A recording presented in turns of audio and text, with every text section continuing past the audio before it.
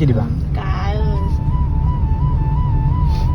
আজিকালি মোৰ এটা সমস্যা হৈ আছে কি হৈছে ডাঙৰ এটা সমস্যা কি হৈছে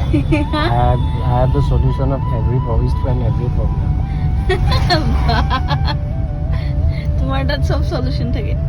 তেনেহলে মোৰ সমস্যাৰ সমাধানটো দিয়া আজিকালি মোক অপিডি পেচেণ্টেও আহে সুধেহি এনেকুৱা বুলি কি এনেকুৱা যে মানে আপুনি ঘৰ গৈছে নে নাই এতিয়া ঘৰ গৈছে নে নাই মানে সোধাৰ পিছত মোৰ মানে মই কনফিউজ হৈ যাওঁ কোনখন ঘৰৰ কথা কওঁ মাৰ ঘৰ নে তো নহয় তেতিয়া কয় আৰু নহয় মাৰ ঘৰ আৰু হেৰি মানুহজনৰ ঘৰ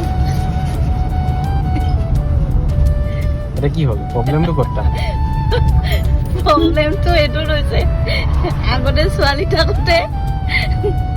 ঘৰ বুলি ডাইৰেক্ট কৈ দিব পাৰো মানে ঘৰ কি আৰু নিজৰ ঘৰ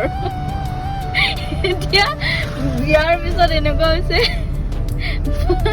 নিজৰ ঘৰ বুলিবলৈ নাই অঘৰী অঘৰী হৈ গৈছো মাৰ ঘৰ বুলি ক'ব লাগে আৰু এটা বোলে মানুহজনৰ ঘৰ I am homeless এতিয়া মাৰ ঘৰ আৰু মানুহজনৰ ঘৰ বুলি ক'বলগীয়া হৈ যায় মোৰ ঘৰটো ক'ত তেনেহ'লে ডাঙৰ সমস্যা হয় নাই বিয়াৰ পিছত ছোৱালী মানুহৰ এইটো বহুত ডাঙৰ সমস্যা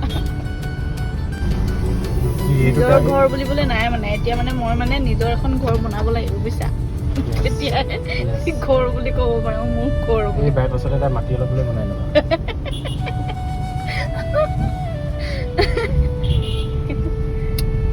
उसको एक टुकड़ा लेके एक का घर बनाए देगा एक टुकड़ा लेके